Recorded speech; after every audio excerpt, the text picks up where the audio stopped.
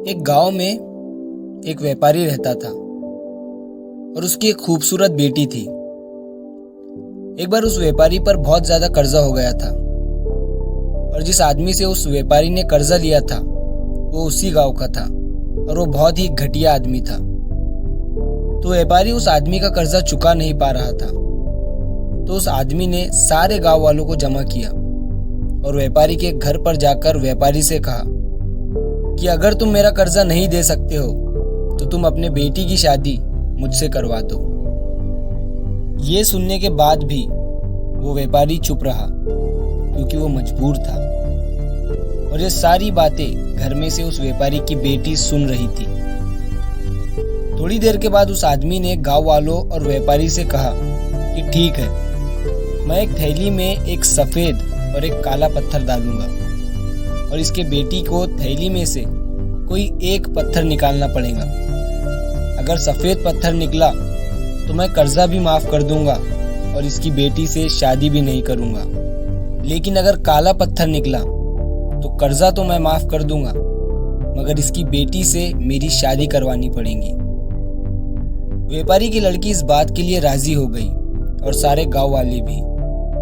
उस आदमी ने थैली के अंदर सबके सामने 2 पत्थर डाले, लेकिन उस आदमी ने बड़े ही चालाकी से दोनों भी पत्थर उस थैली में काले डाले थे और ये व्यापारी की बेटी को दिख गया था।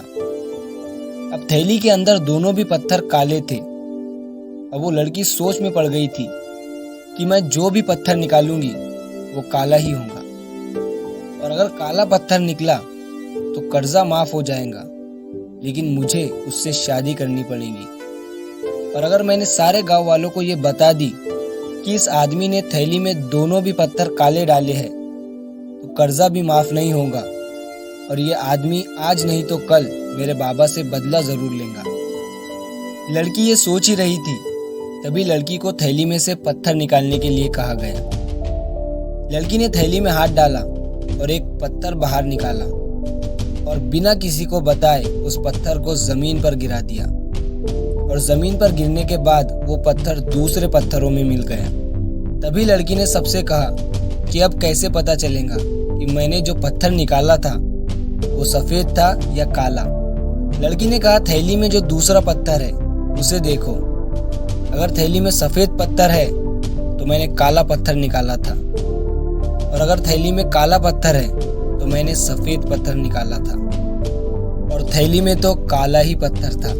और सभी गांव वालों ने ये समझ लिया कि लड़की ने जो पत्थर निकाला था वो सफेद था। इसीलिए व्यापारी का कर्जा भी माफ हो गया और इसकी बेटी को उस आदमी से शादी भी नहीं करनी पड़ी।